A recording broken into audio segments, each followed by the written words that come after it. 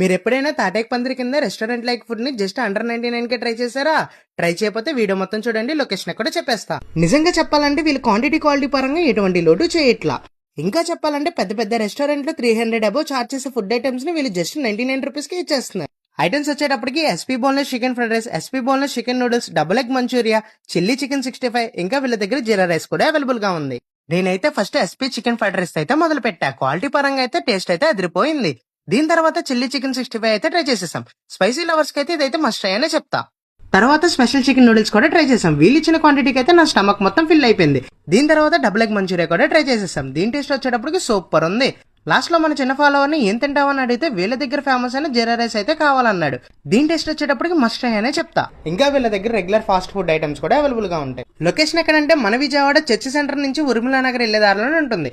ఇంకా చెప్పాలంటే India number 1 ATM ఎదురుగానే ఉంటుంది. అది వేణు ఫాస్ట్ ఫుడ్ సెంటర్. ఇలాంటి మంచి ఫుడ్ కంటెంట్ వీడియోస్ కావాలంటే ఫాలో కొట్టు గురు.